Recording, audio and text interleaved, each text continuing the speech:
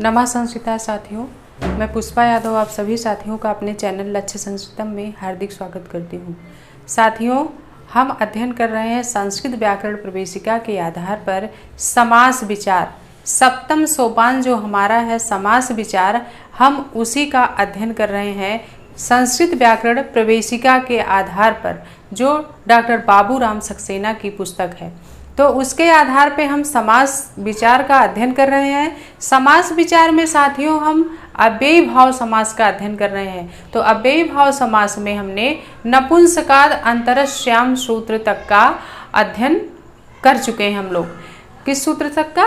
कि नपुंसकाद अंतरश्याम सूत्र तक का हम लोग अध्ययन कर चुके हैं। जैसे उपचर्मम उपचर्म बना था कि नपुंसक लिंग शब्दों में अगर समासांत टच प्रत्यय जुड़ता है तो वह शब्द विकल्प से बनता है। तो जैसे हमने सिद्ध किया उपचर्मम और उपचर्म का। अब उसके आगे का साथियों जो अगला सूत्र हमारा है झयः। झयः सूत्र हमारा अव्ययी भाव समास के अंतर्गत आता है। तो झयः सूत्र क्या है? बाबूराम सक्सेना की जो पुस्तक है 239 पृष्ठ संख्या कितना है? 239 पृष्ठ संख्या 239 पर सूत्र हमारा एकदम नीचे लिखा है झयः। झयः सूत्र हमारा कह रहा है कि अव्ययी भाव समास के अंत में यदि झय प्रत्याहार का कोई भी वर्ण आता है तो समासांत टच प्रत्यय विकल्प से जुड़ जाता है। झयः सूत्र हमारा कह रहा है कि अव्ययी भाव समास के अंत में यदि झय प्रत्याहार का कोई भी वर्ण आए तो उसमें समासांत टच प्रत्यय विकल्प से जुड़ता है। तो हम इसकी परिभाषा लिख देते हैं झय प्रत्याहार का। ये सूत्र हमारा कह रहा है यदि अव्ययी भाव समास में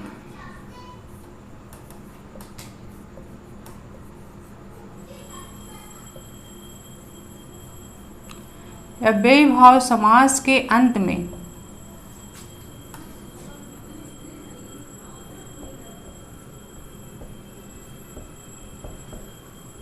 झय प्रत्याहार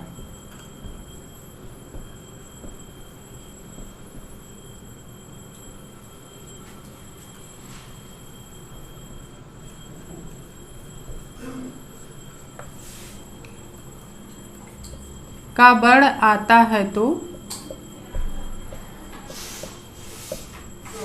समासांत टच प्रत्यय विकल्प से जुड़ जाता है।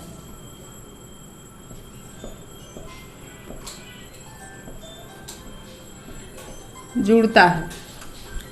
सूत्र हमारा झया कह रहा है साथियों कि यदि अव्ययी भाव समास के अंत में झय प्रत्याहार का कोई भी वर्ण आए तो उसमें समासांत टच प्रत्यय जुड़ता है। कैसे जुड़ता है? विकल्प से जुड़ता है। अब झय प्रत्याहार में हमारे कितने वर्ण आएंगे? यानी झभय के झा से लेकर के कहाँ तक? कपय के या तक।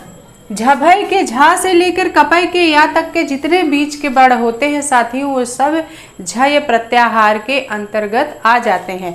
तो जैसे इसके अंतर्गत उदाहरण दिया है, जैसे इसके अंतर्गत उदाहरण हमारा है उपसमिधम।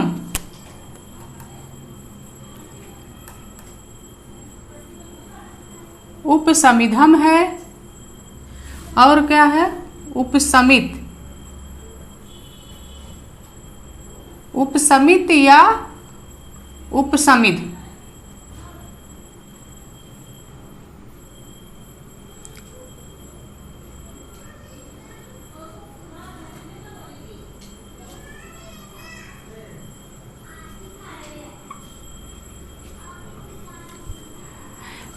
झय प्रत्याहार के अंतर्गत उपसमिधम उपसमित या उपसमिध में कौन सा समास है? अव्ययी भाव समास है। लेकिन ये सूत्र हमारा कह रहा है यदि अव्ययी भाव समास के अंत में झय प्रत्याहार का वर्ण आता है तो समासांत टच प्रत्यय विकल्प से जुड़ता है। तो हम इसका जब विच्छेद करेंगे साथियों तो उपसमिधि होगा। अब उपसमिध जब हुआ तो कह रहा है कि झय प्रत्याहार का वर्ण आता है तो समासांत टच प्रत्यय विकल्प से जुड़ता है। तो जब हम उपसमिधम का वर्ण विच्छेद करेंगे साथियों तो उपसमिध हुआ, ये धा हमारा झय प्रत्याहार में आता है। ये धा झय प्रत्याहार का वर्ण है। झा हमारा झय प्रत्याहार के अंतर्गत आता है, इसलिए इसमें समासांत टच प्रत्यय जुड़ जाएगा। अब टच प्रत्यय जुड़ने के कारण अव्ययी भाव समास का जो शब्द होता है वो अकारांत हो जाता है। कैसे हो जाता है, इसके पहले हमने उपचर्मम उपचर्म को और जो सूत्र के अंतर्गत उदाहरण हमने समझाया था तो बताया था, टच जुड़ने के कारण चा की इत संज्ञा हो जाती है हलंतम से, क्योंकि चा के नीचे हलंत लगा है तो हलंतम सूत्र से इत संज्ञा, टा की चूटू सूत्र से इत संज्ञा हो जाती है।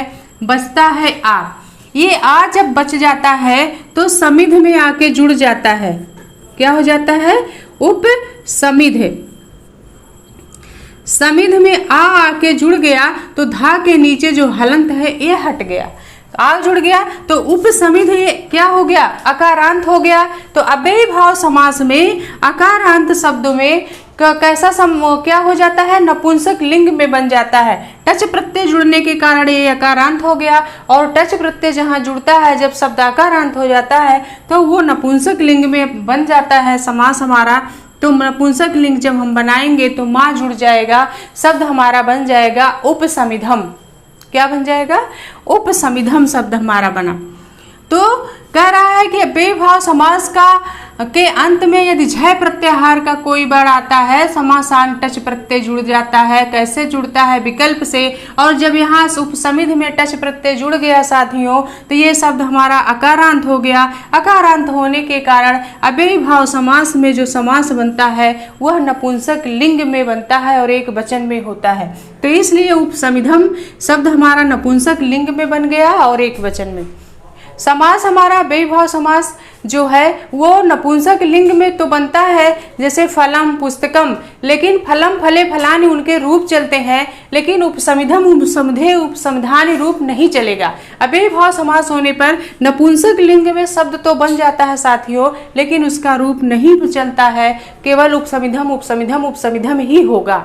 इस चीज को आपको ध्यान रखना है। तो अव्ययी भाव समास में ये शब्द क्या हो गया, उपसमिधम बना। लेकिन कह रहा है उपसमिधम उपसमित या उपसमित, जब समासांत टच प्रत्यय नहीं जुड़ेगा, जब उपधन समिध में समासांत टच प्रत्यय नहीं, चूंकि ये कह रहा है विकल्प से जुड़ता है, तो एक बार जब समासांत टच प्रत्यय जुड़ा तो उपसमिधम बना। जब हम समासांत टच प्रत्यय को नहीं जोड़ेंगे साथियों तो ये हमारा शब्द उपसमिध हो जाएगा। क्या हो जाएगा, उपसमिध हो जाएगा, या कहीं कहीं उपसमित भी लिखा मिलता है। तो उपसमिध या उपसमित दोनों सही है, यानी उपसमिध और उपसमित अगर ऐसे आ गया उपसमिध और उपसमित में तो अव्ययी भाव समास है हमारा, चाहे समिध धा हो या लास्ट में ता हो, दोनों रूप सही है। तो जब समासान टच प्रत्यय जुड़ता है तो अव्ययी भाव समास में जो शब्द है वो नपुंसक लिंग एक वचन में बन जाता है, जैसे उपसमिधम बना।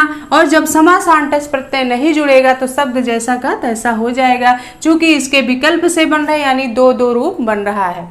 इसी तरह से एक उदाहरण और हमारा जो अगला है, अगला दूसरा उदाहरण इसमें दिया हुआ है झय के अंतर्गत उपसरितम। क्या दिया गया है, उपसरितम। उपसरितम या उपसरित, चूंकि ये विकल्प से बन रहा है दो रूप बनेगा, उपसरितम या उपसरित। अब कैसे होगा, जब हम इसका विच्छेद करेंगे उपधन सरित हो जाएगा। उपधन सरित हो गया। अब सरित क्या ता जो है साथियों हमारा झय प्रत्याहार के अंतर्गत आता है, इसलिए समासान टच प्रत्यय इसमें जुड़ गया। टच जुड़ने के कारण ये शब्द अकारांत हो गया और हमारा ये शब्द बन गया उपसरित। क्या बन गया, उपसरित बन गया। ता के नीचे हलंत हट गया, क्योंकि टच का आकार आके इसमें जुड़ गया। जब टच का आकार जुड़ गया तो उपसरित हुआ, और टच जुड़ने के कारण ये अकारांत हो गया, इसलिए ये शब्द हमारा नपुंसक लिंग एक वचन में बन जाएगा, तो उपसरितम हो जाएगा। तो हम शब्द को क्या बना देंगे, उपसरितम। तो उपसरितम में हमारा नपुंसक लिंग एक वचन है, तो इसमें अव्ययी भाव समास है। और जब हम उपसरित धन टच में, उपसरित में जब टच प्रत्यय नहीं जुड़ेगा, जब उपधन सरित हो, उपधन सरित में टच के अभाव में, यानी टच प्रत्यय जब हम नहीं जोड़ेंगे, उपधन सरित उपसरित शब्द ही रह जाएगा। क्या रह जाएगा, उपसरित ही बनेगा।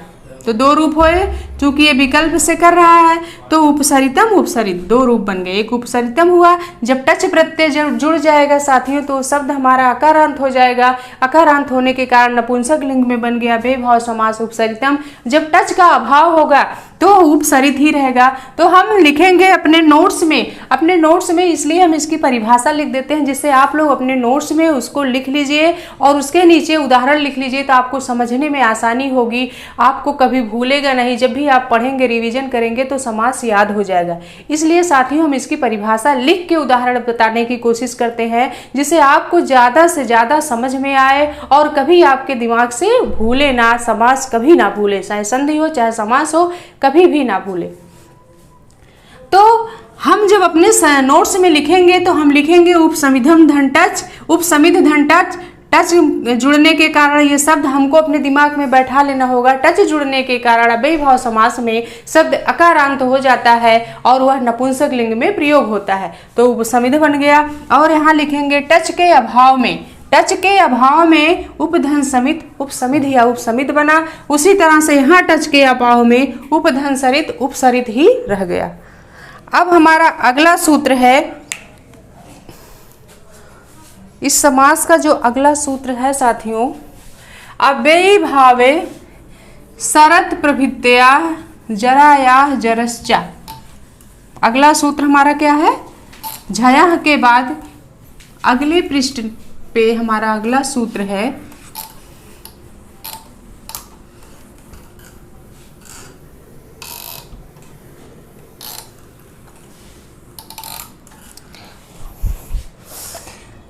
अगला सूत्र हमारा है पृष्ठ संख्या 238 पे। पृष्ठ संख्या 238 पे जो हमारा सूत्र है साथियों, अव्ययीभावे सरत प्रभृत्या जराया जरश्चा। अगला सूत्र हमारा है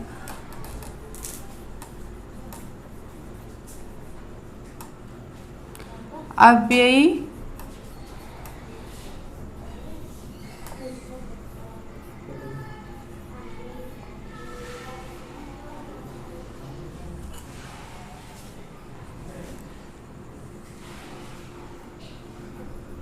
अव्ययीभावे सरत प्रभृतिभ्यः है।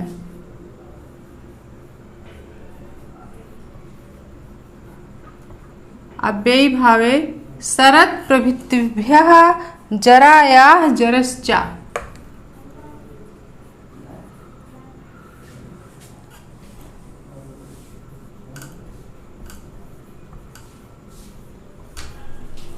ये सूत्र हमारा है, अव्ययीभावे सरत प्रभृतिभ्यः जरायास जरश्चा।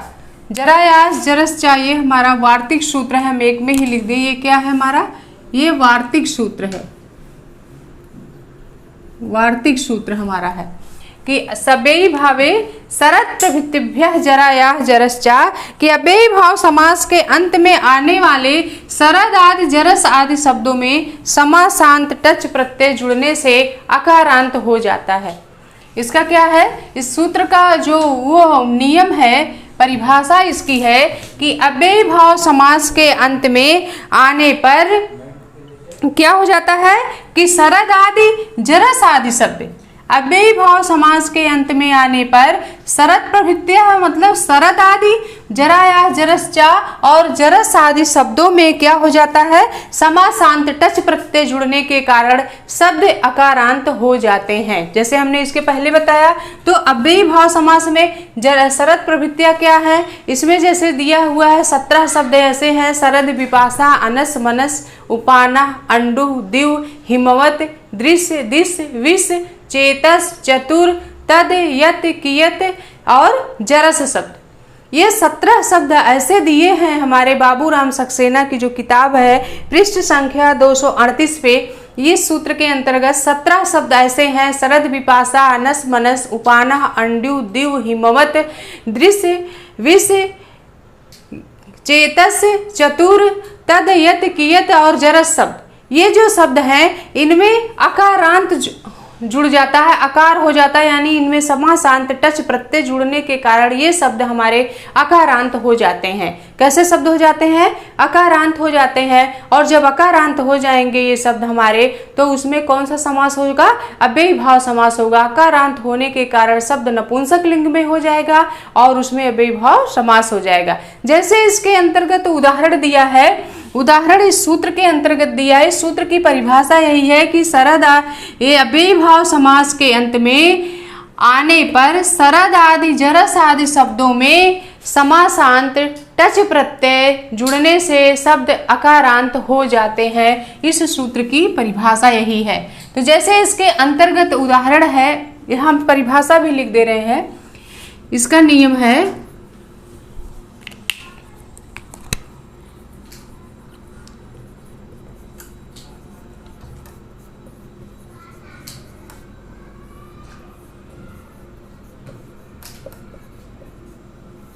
अव्ययी भाव समास के अंत में आने पर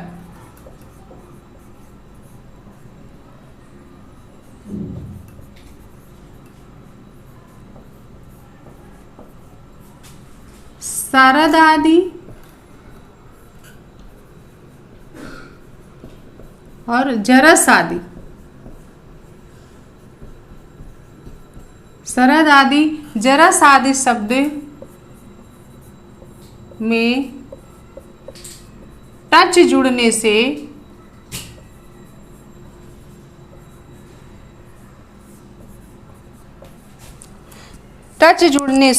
अकारांत हो जाते हैं। क्या हो जाते हैं? अकारांत।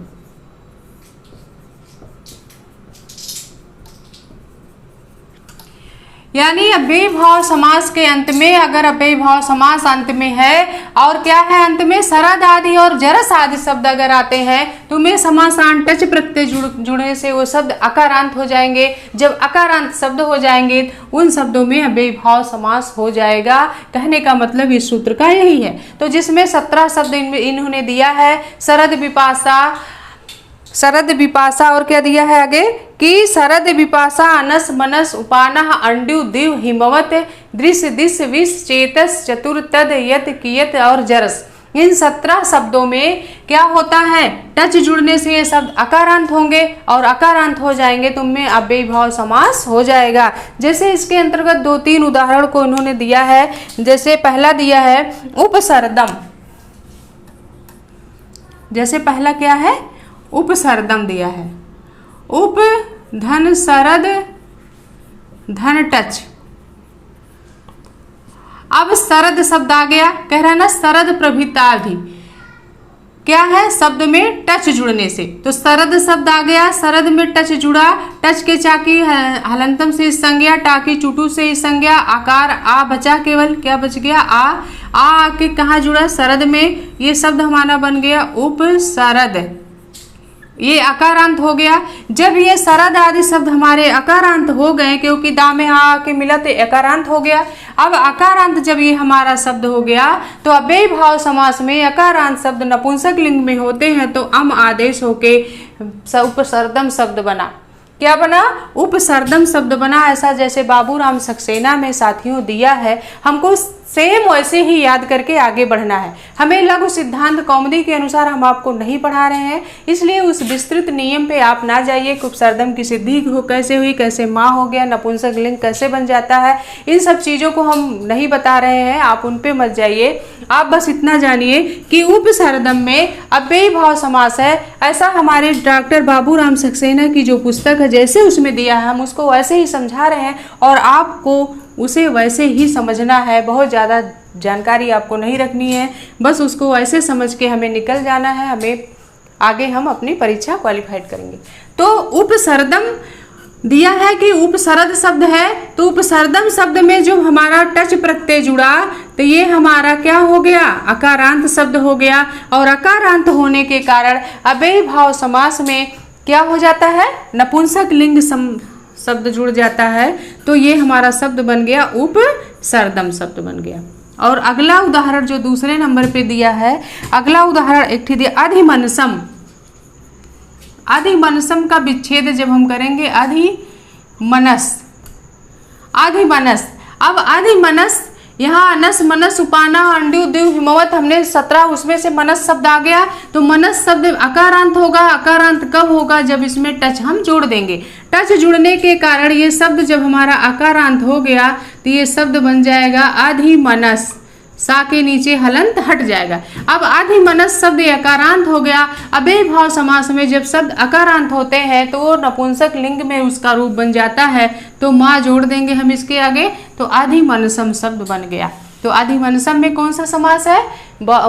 अव्ययी भाव समास है। फिर आगे एक उदाहरण और दिया है, तीसरा जो है उपदिशम। उप धन दिश, धन टच, उपदिशम दिया है। उपदिश धन टच। उपदिश धन टच में ये शब्द टच जुड़ने के कारण क्या हो जाएगा? अकारांत हो जाएगा। जब अकारांत हो जाएगा तो ये शब्द हमारा बन गया उपदिश। और अकारांत हो, उपदिश शब्द हमारा अकारांत हो गया। अकारांत होने के कारण साथियों नपुंसक लिंग में हो जाएगा तो शब्द हमारा बनेगा उपदिशम। इसका समासिक विग्रह जो होगा उपदिशम का इसका सामासिक विग्रह उपदिशम का होगा दिशा समीपे। क्या होगा? दिशा समीपे, ऐसा दिया है किताब में, दिशा समीपे होगा। आधिमनसम का सामासिक विग्रह होगा मनसी। इस चीज को आपको ध्यान रखना होगा, मनसी होगा। इसका विग्रह वाक्य क्या होगा? मनसी होगा। आधिमनसम का विग्रह मनसी होगा। उपदिशम का विग्रह दिशा समीपे, ये विग्रह है। क्या हो जाएगा? ये विग्रह दिशा समीपे। और उपसर्दम का होगा सरदह समीपे। उपसर्दम का विग्रह वाक्य जो होगा साथियों वो होगा सरदह समीपे। सरदह समीपे उपसर्दम। सरदह समीपे उपसर्दम, ऐसे लिखेंगे, सरदह समीपे उपसर्दम। समासिक पद है। दिशा समीपे उपदिशम, क्या हो जाएगा? उपदिशम। अधिमनसम मनस मनसी। मनसी का होगा समासिक पद अधिमनसम। अधिमनसम होगा। तो ये शब्द हमारे इसके अंतर्गत 3 उदाहरण दिए हैं, उपसर्दम, अधिमनसम, उपदिशम। तो उपदिश धन टच, टच जुड़ने के कारण शब्द अकारांत हो गया। अकारांत होने के कारण नपुंसक लिंग एक वचन में उपदिशम हो गया दिशा समीपे। उसी तरह से अधिमनस धन टच, मनस टच हो गया। टच जुड़ने के कारण शब्द अकारांत हो गया। अकारांत होने से नपुंसक लिंग एक वचन में शब्द बना अधिमनसम। इसका विग्रह वाक्य होगा मनसी। इस चीज को अधिमनसम का विग्रह आपको याद रखना होगा, क्योंकि सारे विग्रह वाक्य लगभग एक जैसे होते हैं लेकिन इसका अलग है, तो इसको आपको याद रखना पड़ेगा। और उपसर्दम में सरदह समीपे का विग्रह वाक्य है। उपसर्द धन टच जुड़ने के कारण शब्द अकारांत हो गया, और अकारांत होने के कारण साथियों उसमें नपुंसक लिंग एक वचन का रूप बना हो गया उपसर्दम। फिर हमारा अगला जो सूत्र है साथियों, अगला सूत्र हमारा दिया है नदी पौर्णमासस अग्रहायणी। अगला सूत्र हमारा है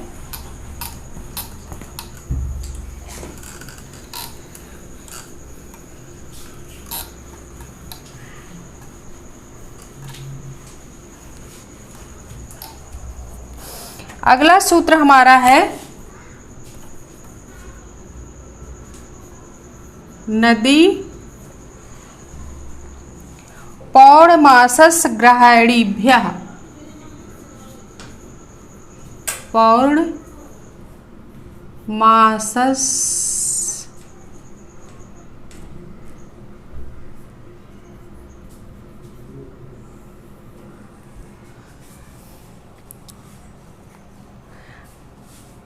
पौर्णमासस ग्रहाणीभ्यः।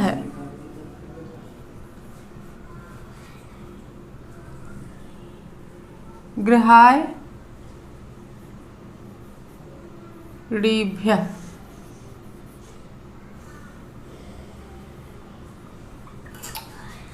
नदी पौर्णमासस्य ग्रहाणीभ्यः।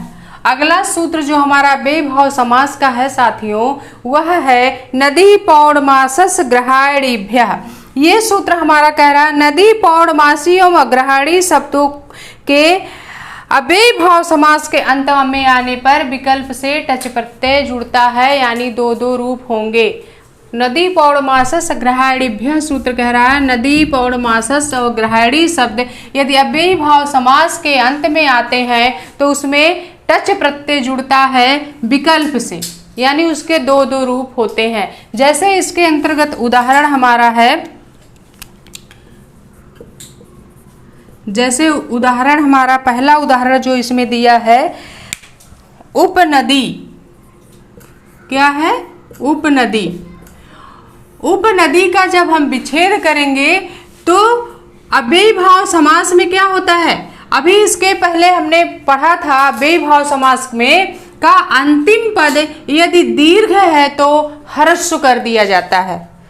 अंतिम पद ह्रस्व नपुंसक के प्रातिपदिक से, सूत्र हमारा इसके पहले हमने आपको पढ़ाया है, सूत्र हमारा है ह्रस्व नपुंसक के प्रातिपदिक से, यानी प्रातिपदिक का अंतिम वर्ण यदि दीर्घ है तो ह्रस्व कर दिया जाता है। तो यहाँ नदी प्रातिपदिक है और नदी का अंतिम वर्ण दीर्घ है तो इसको ह्रस्व कर देंगे तो हमारा ये शब्द क्या बन जाएगा, उपनदी बन जाएगा। क्या बन जाएगा, उपनदी। अब ये उपनदी बना, जब उपनदी, अब ये सूत्र कह रहा है नदी पौर्णमासस ग्रहाणी शब्दों के आने पर अव्ययी भाव समास में समासांत टच प्रत्यय विकल्प से जुड़ता है। तो जब ये हमारा शब्द उपनदी बन गया, उपनदी बन गया एक रूप तो ये हो गया, फिर उप धन नदी और धन टच प्रत्यय जोड़ देंगे। अब टच जुड़ने के कारण ये शब्द हमारा अकारांत हो गया। अकारांत होने के कारण साथियों शब्द किसमें प्रयोग होगा अव्ययी भाव समास में, वो शब्द हमारा नपुंसक लिंग में प्रयोग होगा। तो ये शब्द क्या हो जाएगा, उपनदी धन टच उपनदम बन जाएगा। क्या बन जाएगा, उपनदम। इसका विग्रह वाक्य होगा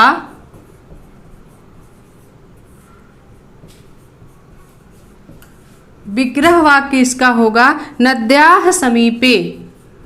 इसका विग्रह वाक्य क्या होगा, नद्याः समीपे। उपनदम का विग्रह वाक्य क्या हो गया साथियों, नद्याः समीपे हो गया। यानी उपनदी उपनदम को पहले हम क्या करेंगे, ये शब्द हमारा उपनदम है। उपनदम उपनदी शब्द है और उपनदी का ह्रस्व नपुंसक के प्रातिपदिक से जब अंतिम शब्द अव्ययी भाव समास में यदि दीर्घ है, दूसरे शब्द का अंतिम शब्द यदि दीर्घ है तो ह्रस्व कर दिया जाता है। तो उपनदी का जब हम ह्रस्व करेंगे तो उपनदी बन गया। एक रूप तो हमारा ये हो गया पहला वाला। फिर कह रहा है कि नदी पौर्णमासस और अग्रहाणी शब्द अगर अव्ययी भाव समास में आते हैं तो वो नाम दे के कह रहा है कौन कौन से शब्द, उपनदी, पौर्णमासी और अग्रहाणी। तीन शब्द इनको याद रखना होगा। उपनदी, पौर्णमासी और अग्रहाणी शब्दों में अव्ययी भाव समास ही होता है, इसे आपको याद रखना होगा। और अगर इसका सूत्र पूछ लेता है तो इसका सूत्र भी इसी वाक्य से रिलेटेड है, उपनदी नदी पौर्णमासस अग्रहाणीभ्यः, कि उपनदी, पौर्णमासी और अग्रहाणी शब्द अगर अव्ययी भाव समास में है तो उसमें समासांत टच प्रत्यय विकल्प से जुड़ जाता है। तो एक बार तो उपनदी का, क्योंकि अव्ययी भाव समास के पहले एक सूत्र हमने आप लोगों को पढ़ाया ह्रस्व नपुंसक के प्रातिपदिक से, कि प्रातिपदिक का या शब्द के दूसरे अव्ययी भाव समास का जो दूसरा शब्द है उसका अंतिम वर्ण यदि दीर्घ है तो ह्रस्व हो जाता है। तो ये उपनदी का अंतिम वर्ण दीर्घ इकार है तो इसको ह्रस्व करके हमने एक रूप तो ये बन गया उपनदी। अब कह रहा है समासांत टच प्रत्यय जुड़ता है, तो उपनदी धन टच में समासांत टच प्रत्यय जुड़ा तो आकार शेष बचा। टच जुड़ने के कारण शब्द कैसा हो जाता है, अकारांत हो जाता है। जब अकारांत हो गया शब्द तो अव्ययी भाव समास में अकारांत होने के कारण शब्द नपुंसक लिंग एक वचन में बन जाता है। तो ये शब्द हमारा बना उपनदम और इसका विग्रह वाक्य हो गया नद्याः समीपे। इसी तरह से दूसरा शब्द हमारा है, दूसरा जो है पौर्णमासस से, पौर्णमासस पौर्णमासी शब्द है। क्या है, पौर्णमासी। पौर्णमासी का जब हम क्या करेंगे, पौड़ उप पौड़मासी। पौड़मासी में का जो अंतिम शब्द है पौड़ उप पौड़मासी, तो अव्ययीभाव समास के दूसरे शब्द का एक उप है, दूसरा पौड़मासी है, तो दूसरे शब्द का अंतिम वर्ण यदि दीर्घ है तो ह्रस्व हो जाएगा। तो ये शब्द हमारा बन जाएगा उप पौड़मासी। क्या बना? उप पौड़मासी बन गया। एक रूप तो ये हो गया। अब कह रहा है अगर नदी पौड़मासी और ग्रहाणी शब्द आए तो उसमें समासान टच प्रत्यय जुड़ता है, तो उप पौड़मासी शब्द एक रूप तो ये बन गया। पहला नियम लग के ह्रस्व नपुंसके प्रातिपदिक से। अब उप पौड़मासी को जब हम अलग करके लिखेंगे उप धन पौड़मासी,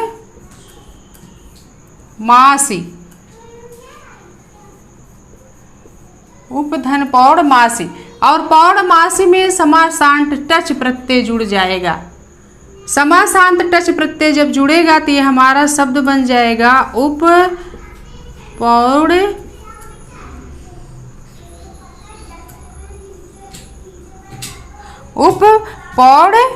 क्या बन जाएगा? मासम, क्योंकि समासांत होने के कारण शब्द हमारा किस में बनेगा? नपुंसक लिंग में। तो उप पौड़मासम बना और इसका विग्रह वाक्य होगा साथियों पौड़मासस्य समीपे। तो ये उप पौड़मासी का पहले तो हम ह्रस्व करेंगे, अब दीर्घ ई का ह्रस्व ई हो गया, पौड़मासी बना, एक रूप ए हो गया। फिर समासान टच प्रत्यय जुड़ने के कारण पौड़मासम बना, दो रूप। तो पहला रूप ये और दूसरा रूप ये, चूंकि ये विकल्प से करता है इसलिए इसके दो रूप बने। अब इसके अंतर्गत साथियों एक उदाहरण और दिया है, अगला बचा उपाग्रहाणीभ्यः। तो आग्रहाणीभ्यः शब्द हमारा है, क्या है? आग्रहाणीभ्यः,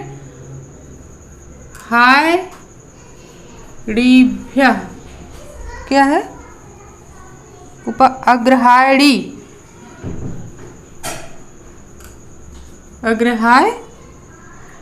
अग्रहायणी शब्द है। अग्रहायणी शब्द को पहले तो हम ह्रस्व नपुंसके प्रातिपदिक से लास्ट का जो अड़ी है इसका क्या करेंगे? ह्रस्व कर देंगे, तो हमारा शब्द बन जाएगा उप, क्या बन जाएगा? उपधन अग्रहायणी बन जाएगा।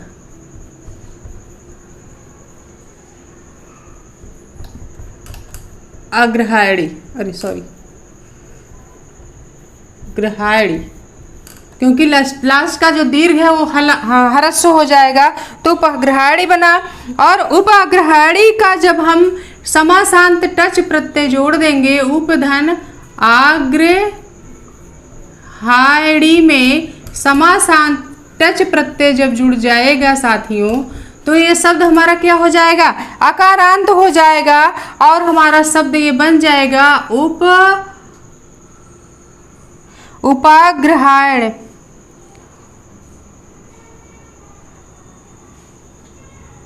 हाँ, उप आग्रहायणम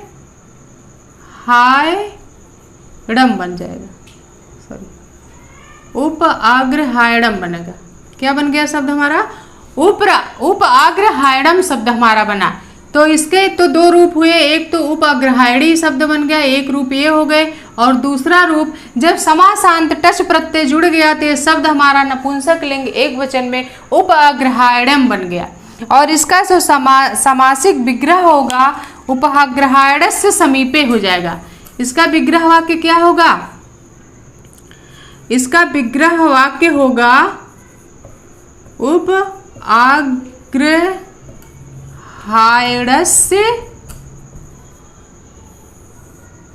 समीपे। इसका विग्रह वाक्य होगा उप आग्रहायणस्य समीपे। आग्रहायणी में क्या है? ये उपाग्रहायणी है। उपाग्रहायणी का तो सबसे पहले हम ह्रस्व नपुंसके प्रातिपदिक से दीर्घ ई का ह्रस्व करेंगे तो उप अग्रहायणी बना। अब उप अग्रहायणी एक रूप ये हो गया, फिर उपाग्रहायणी में जो है हम समासान टच प्रत्यय लगाएंगे, क्योंकि ये सूत्र कह रहा है कि नदी पौर्णमासस उपाग्रहायणी शब्दों में समासान टच प्रत्यय जुड़ने से विकल्प से समासान टच प्रत्यय विकल्प से जुड़ता है। तो टच जुड़ने के कारण ये शब्द हमारा उपाग्रहायणी अकारांत हो गया, और अकारांत होने के कारण अव्ययी भाव समास में वह शब्द नपुंसक लिंग में बन जाता है। तो उपाग्रहायणम बन गया, हमारा शब्द क्या बन गया? उपाग्रहायणम। तो विकल्प से एक रूप एक उपाग्रहायणी और दूसरा क्या हो जाएगा? उपाग्रहायणम बना। उपाग्रहायणस्य समीपे, तो इसमें उपनदी में उपनदम, उपपौर्णमासी और उपाग्रहायणी में कौन सा समास है? अव्ययी भाव समास है। किस सूत्र से? नदी पौर्णमासस अग्रहायणीभ्यः सूत्र से। अब इसमें एक सूत्र और है साथियों, जो अगला सूत्र हमारा है साथियों अव्ययी भाव समास का, गिरिश्चा सेनकस्य। यानी अव्ययी भाव समास में गिरि शब्द का अंत में आने पर भी समासान टच प्रत्यय जुड़ता है। अब अव्ययी भाव समास में शब्द अकारांत हो रहा है। जितने उदाहरण हमने अव्ययी भाव समास का बताया है, जितने सूत्र बताए हैं साथियों, आप ध्यान दीजिएगा, सब में समासान टच प्रत्यय जुड़ने से शब्द अकारांत हो रहा है, और अकारांत होने के कारण वह शब्द नपुंसक लिंग में बन जा रहा है। तो इसी क्रम में अब अगला सूत्र हमारा जो गिरिश्चा सेनकस है, ये भी कह रहा है कि गिरि शब्द यदि अव्ययी भाव समास के अंत में गिरि शब्द आता है तो उसमें भी समासान टच प्रत्यय विकल्प से लगता है। कैसे लगता है? विकल्प से लगता है। तो उपगिरि, गिरि शब्द आया कैसे? जैसे इसमें उदाहरण दिया है उपगिरि, इसका उदाहरण क्या है? उपगिरि है। अब उपगिरि